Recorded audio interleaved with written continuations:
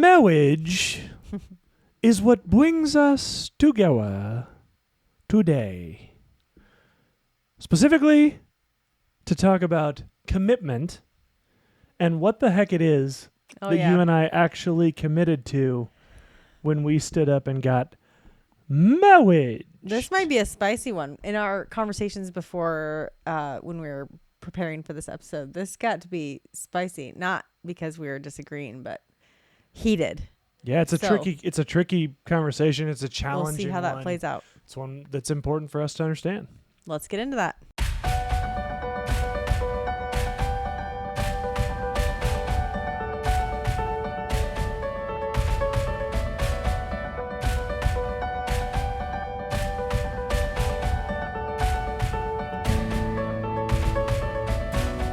Before we get into today's episode, just wanted to remind you that in the description of the video below, we put links to all of our social media accounts.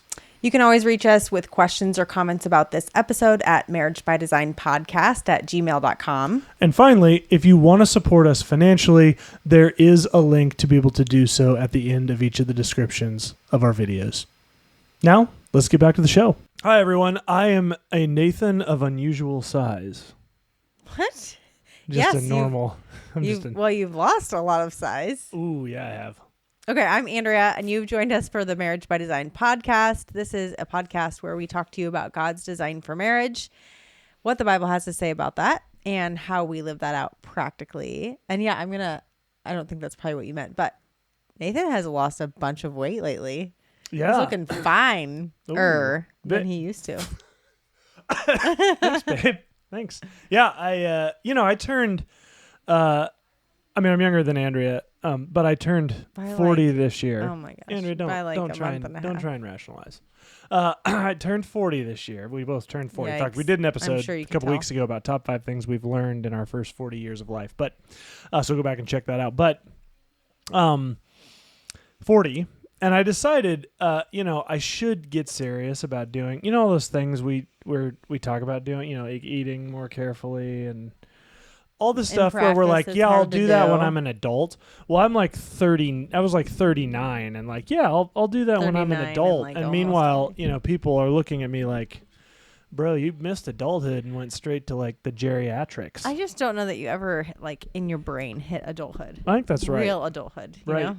I look around at what we have, like what our life is, and I'm like, how did we get here? Right. How did we get to a house and 5 kids and cars and I don't know. I don't know either. I don't know, but here we are. And so I decided I'd get serious about that, and it's taken. So thanks for saying something, babe. Yeah, you look great. Thanks. Okay, so here's what we're going to talk about today. I want to talk a little bit, and Andrea kind of was the inspiration for this. She's really good about jotting down some like, hey, this would be something that I think is misunderstood, be really good for us to talk about.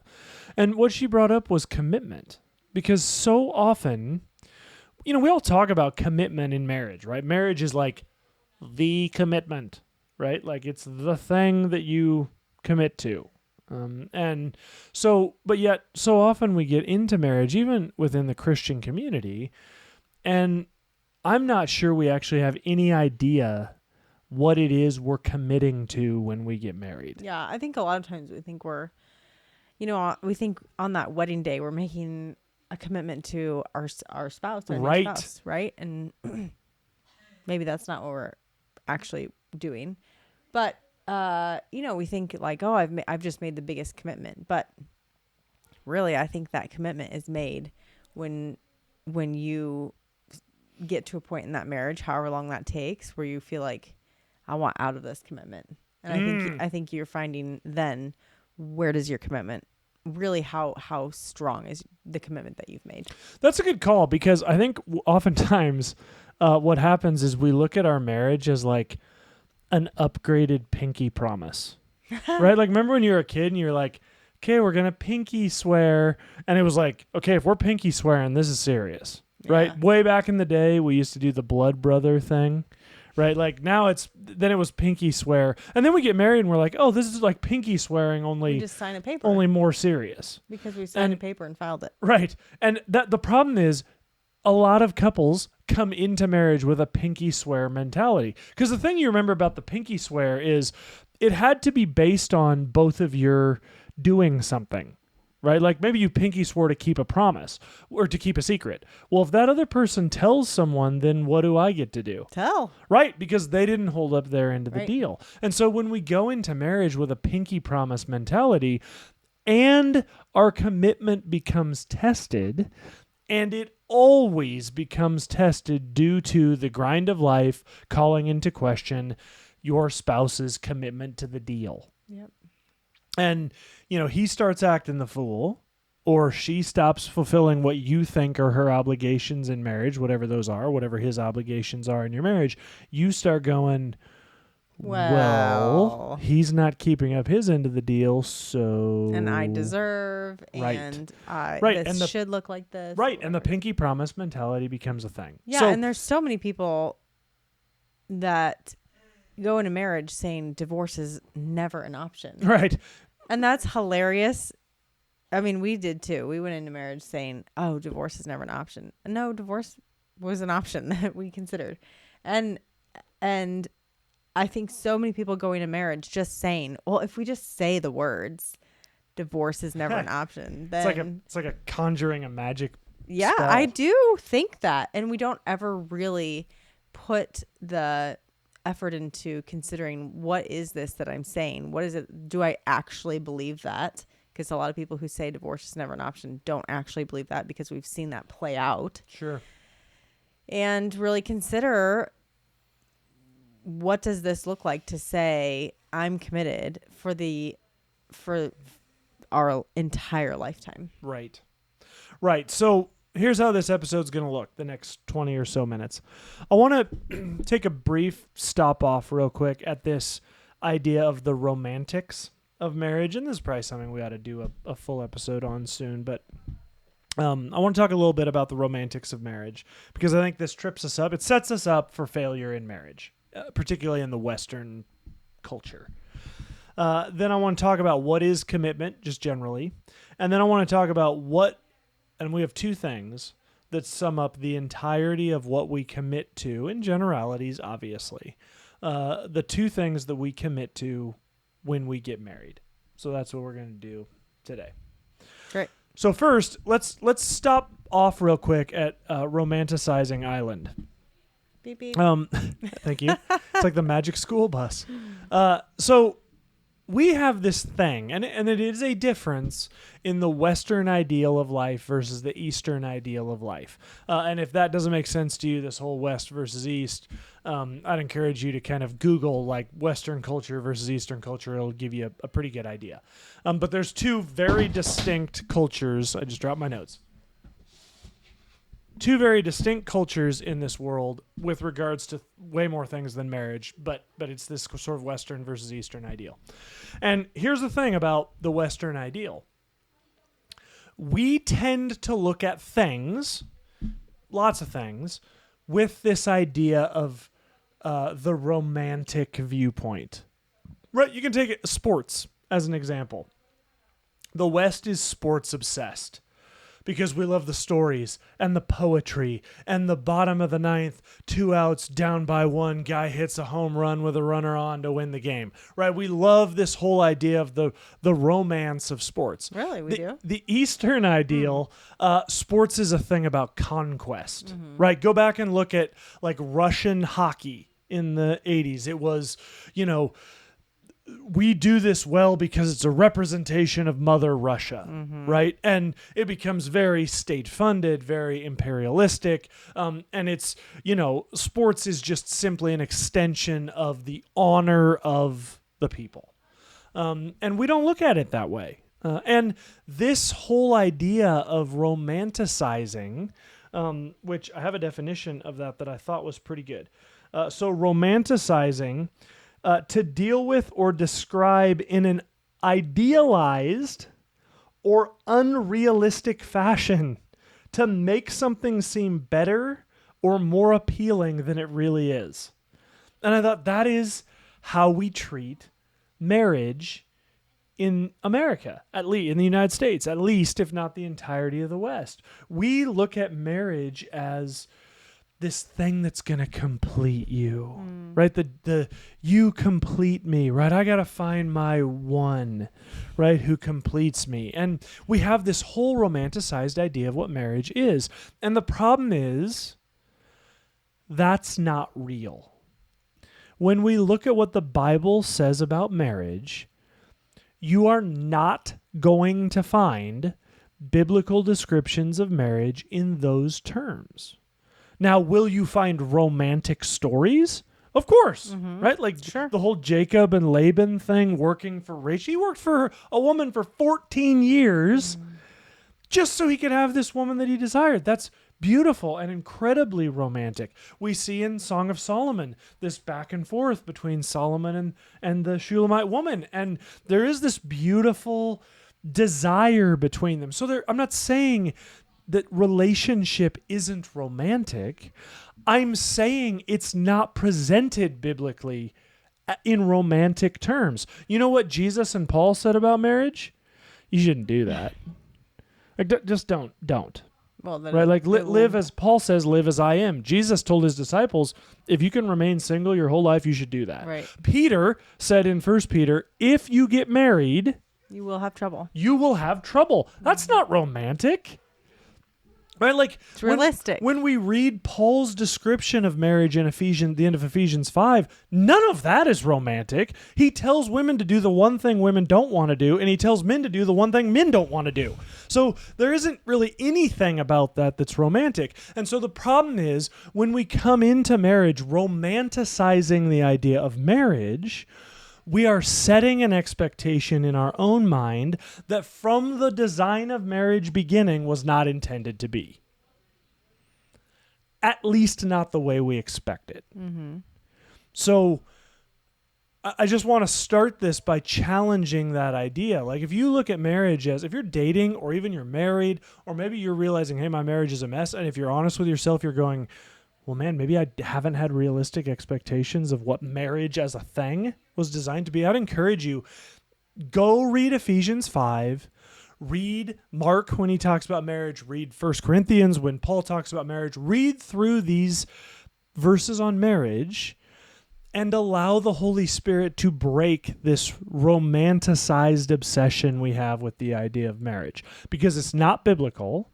And it gives Satan a foothold in our relationships to make it seem like our relationships are less than we deserve, even though oftentimes the focus on what we deserve isn't even intended to be part of the picture.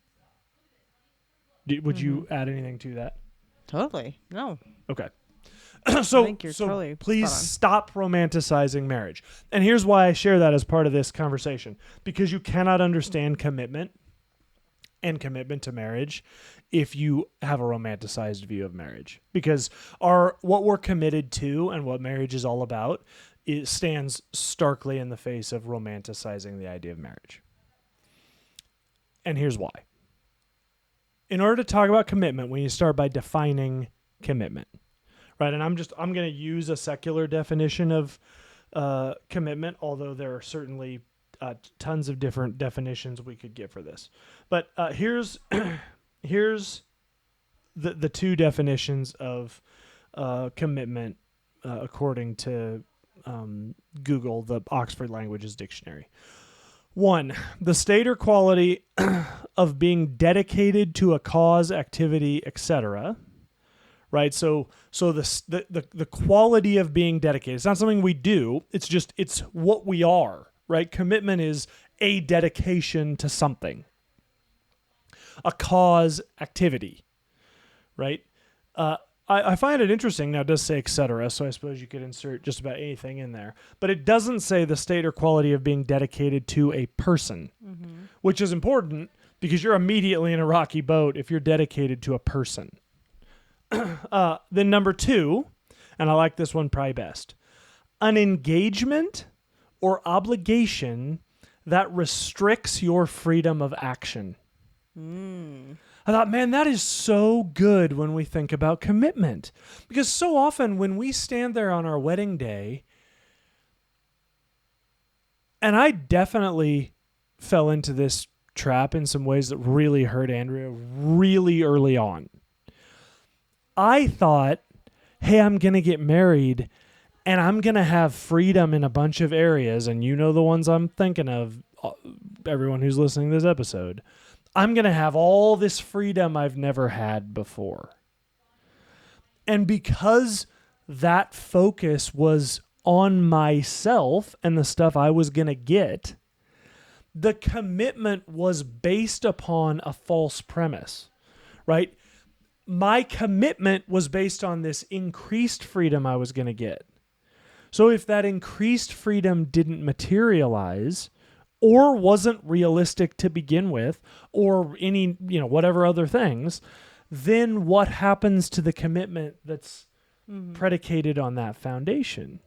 Yeah, just comes into question. That's right. Yeah, at the very least. And instead, here it's saying, no, commitment is an engagement or obligation that restricts freedom of action. When we commit to something, we're committing to less freedom of action than we had when we got into that commitment. I don't think there's very many people that enter into marriage understanding that. Would you agree with that? Yeah, I just don't think it's a piece that we think about at all. I mean, I think it's one of those, like, you're walking in blind with that part of the definition, I think we think like, oh, I'm just going to, because this person is going to complete me, we're going to feel like whole beings. When I think the reality is, this person doesn't complete you. Hopefully which isn't to say Nathan isn't a huge blessing in my life. He is, but he doesn't like complete me. But yeah, being married totally restricts us in a lot of different ways, but it adds a beauty in other ways. What's the first part of that definition? An engagement or obligation. Yeah. So just think about if you're committing to, if you're an athlete and you're committing to play for a certain college, and you have you have that letter of commitment or whatever, the signing day, right? Mm-hmm. Okay, so you've committed, so you have freedom to play on that college's team, but you're also under the authority of that college's coach and their athletic department, and you can't play for another college at the same time, and there's a restriction. There's restrictions on you, but yet there's the beauty that you get to play the sport that you really love to play. You just have boundaries. Right. This just hit me while you were talking about this whole idea of restriction. We talk all the time. It's a big part of the last 10 minutes of this episode. Marriage is designed to be a picture of God's desired relationship with us as his people. The gospel message. Marriage is a picture of the gospel message. Philippians 2:6-11, which we've almost all heard before, says, talking about Jesus, who being in the very nature of God, did not consider equality with God something to be used to his own advantage. Rather, he made himself nothing by taking the very nature of a servant, being made in human likeness, and being found in appearance as a man, he humbled himself by becoming obedient to death, even death on a cross. This reality of commitment being restrictive to the freedom of an individual even applied to Christ. Of course. Because he went, well, I'm God. What? But he gave up his freedom of being fully God. Exactly right. And it's a mystery we can't totally understand, because we know that the Bible says that when he became Jesus here on earth, he was fully God and fully man. Right. But yet we also know he gave up the freedom of being fully God because he took on the restrictions of being fully we see man that written too. right here. Right. Yeah. And chose to be under the authority of God the Father at that point too. And that was and is the path to our salvation. Right. Was him choosing to give up his freedom of being fully God and all of the attributes of God. Right. To give for our salvation. Right. So what are we committed to? Right. This is the purpose of this episode. And thanks for hanging with us. There's two things that we commit to when we get married. You, right? Our spouse, right? Wrong. Oh, that is not one of them. And that's an important distinction. Can you believe That's that? not one of them. There's two things we commit to. We commit to God's plan for our life, right? And we commit to God's design for marriage. Those are the two things that we commit to. So in marriage, we don't commit to our partner. Right. When we see biblically, right, the commitment is to God. Now, that you may go like, well, that doesn't make any sense because obviously you're in a relationship with another person. Important. My response to that would be the beneficiary, the God-designed beneficiary of your commitment to God and to God's design for marriage will by necessity be your spouse and your family. But they are beneficiaries. They are not the object of your commitment. And that's really important because maybe you've been married 8 seconds and you haven't realized this yet, but your spouse is going to let you down. And when they do... maybe in some really big ways. Potentially. And when they do, or maybe in some really small ways, 1,000 times a day. Right. You get to the death by 1,000 paper cuts kind of a thing. And the point is, if your commitment is to your spouse, you're going to give up that commitment. You may not have an affair, you may not leave your spouse, but you are going to willingly give away your commitment, your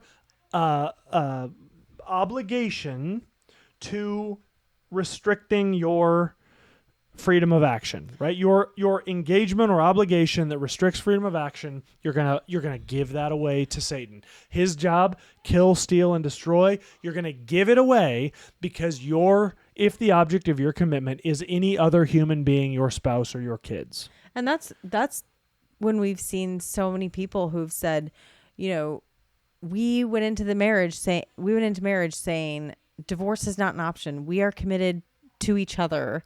We are absolutely not getting a divorce, and yet they end up divorced. Right. And they think they're doing the right thing, but it's because they're committed to another human being who lets them down and who they feel like, I'm not getting out of this what I deserve, or whatever it is. And they end up saying, how are we here where we're getting divorced, but yet we said divorce wasn't an option? It's because they thought they were doing the right thing, but they chose to commit to their spouse and not to God's design for marriage. Right. So the first point is our commitment to God. Here's the deal. The inverse of what Andrew was just talking about is if you want any obligation, any commitment, particularly your commitment in marriage, to be one that lasts, it must be a commitment to someone greater than you. Mm-hmm. Right? Covenant relationship that we enter into is based on making a covenant on a higher authority than ourselves. There's some really interesting covenantal stuff in the Old Testament where human beings make covenants on God. God made a covenant on himself because there was no greater authority than God himself. So that obligation, in order for us to really be committed in a way that's life-changing, we need to recognize that our commitment is to someone greater than ourselves to whom we have an obligation. Yep. God created marriage. God created your spouse. And if you are married or about to get married and you go through with getting married, God's desire was for you to get married because you're married, right? Like, now maybe you didn't go about it the right way, right? But my point is, once you're married, biblically, God's desire is for you to be in that marriage for the entirety of your natural life, period, the end. Yep. Doesn't matter if you got into it the wrong way or you're going, man, I don't think I should have married. No. Yep. Once you're married, God's desire for your life is that you are married because you have entered into that relationship. Why? Because it's a picture of his relationship with us as his people. It's a holy sacred thing to be married because we are a walking, talking, breathing, laughing, arguing, hot mess sometimes of a picture of our relationship with God through Jesus Christ.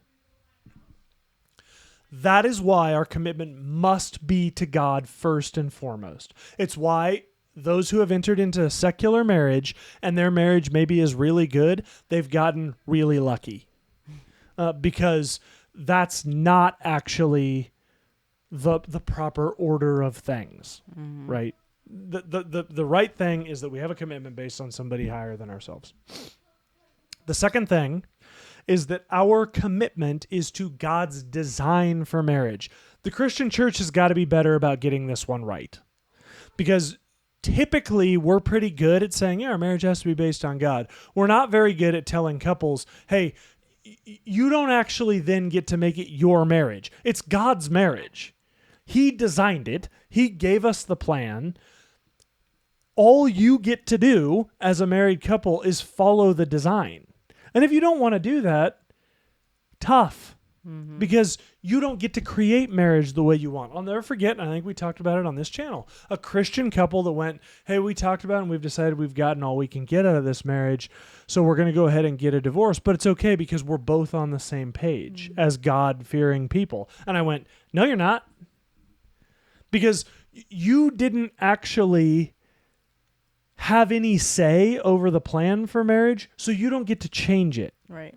This is kind of the classical Christian apologetic for suicide or euthanasia, right? Like, I didn't give me life, therefore I don't get to choose the terms upon which I give away my life, meaning kill myself. Like, God decided when I came into this world, God gets to decide when I go out, and I don't get to play a role in that. Why? Because it's above my pay grade. Right? Marriage is above all of our pay grade. God has a design for it in the Bible. We don't get to change the design. We don't get to go, well, I think I'll have 2 or 3 wives. Right? Because, we're all good. Andrea's good. She's met the other woman. Andrea's right? not good with that. Right. She, Cody and Robin and whoever the hell all else he had around, it's all good because, we're all on the same page and we're just one loving family. Right. No, you're not. Because, you may delude yourself for a time. But it's not God's design. But it's not God's design. So you've stepped away from the design and called it good when God said that's not good. Right? We don't get to decide the design. We don't get to decide the parameters of our sacrifice in marriage. Marriage is a sacrificial relationship. Men, we're called to sacrifice for our wives. Wives, you're called to sacrifice for your husbands. That's the calling. So when we make our marriage about us, I'd do the things if she would just do what I want her to do. If he'd just do these things I've been asking him to do, then no. Church, our response needs to be when someone comes to you and says, man, my husband's treating me this way and it's just making me crazy. It's perfectly okay for us to go, man, I'm really sorry that you're going through that. That's really hard. Marriage is hard. Satan's on the attack in marriage. What are you doing in your marriage? Like, that's the right response. You want to be a friend to someone going through a hard time in marriage? That's the question. Yeah, not in a confrontational way, in a loving way. Not a, what are you doing, making him treat you like that. Right. But, I'm sorry. Right. But, that's right. No, I'm just trying to clarify. Like, how are you responding? Are you being the spouse that God has called you to be, even though your spouse is not? Or are you giving back what he or she is giving to you? Right. Instead, we create these little gossip circles. Yeah. And I'm not just talking about women. Guys do this just as much when it comes to marriage. Like, instead of somebody going, hey, you know what? I'm not sure it's actually super respectful for you to be talking about your wife that way or your husband that way. And I would just encourage you, just love the heck out of them. Like, women, just respect the heck out. Tell him every day something you love about him. Guys, husbands, find a way to sacrifice your own time to lay your life down for her today. I know she's being crazy. I know. Women are crazy. But that doesn't change the calling for us as husbands. The calling is to give your life away. It's not dependent upon her. That's the design. We don't get to change the design because she's being crazy. We don't get to change the design because he's being a dick. Like, guys do that sometimes. We shouldn't, but we do. But guess what? That doesn't change the design. So when we commit to God first and then God's design for marriage, and we actually commit to that, meaning we accept that these two things I'm committing to restrict my freedom of action.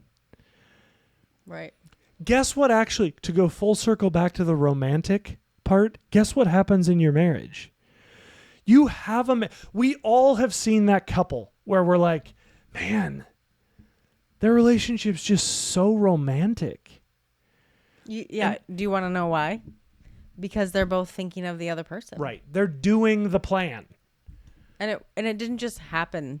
I mean, there's so few people that will just say, oh, it's just so natural for us to serve the other and have so much romance in our relationship. It's because they both chose either at the same time, or probably one was pursuing the other for a long time in a way that they should. But they chose at some point, I'm not going to be in this marriage to serve myself. I'm going to be in this marriage to serve my spouse. And I'm going to live that out, not perfectly, but it is when you can get that cycle going where both of you are like, yeah, it's not about me, it's about my spouse. It is beautiful, and it is one of those relationships that people will be like, man, how do they do that? You work at it. You choose the hard things. It doesn't just happen. Right. We got to shut this episode down, or we're going to go on for another half hour. So commitment. Commitment is a restrictive decision that we make. It needs to be based on God, someone higher than ourselves. And we need to recognize that commitment is for God's plan for marriage, not for our spouse. Our spouse will benefit as we follow God and follow his plan for marriage. But that's the commitment, is to God and his plan for marriage. Guys, thank you so much for joining us. Just a couple weeks left in season 4 before we shut it down for the summer. And then we'll be back, Lord willing, for season 5 in the fall. But until then, guys, thank you so much for joining us. Keep your eye on the channel for a couple stories and reels and whatnot that we'll put out during the week with some various things. Otherwise, we'll be back at you next Monday. Thanks so much for joining us. And remember, God is for your marriage.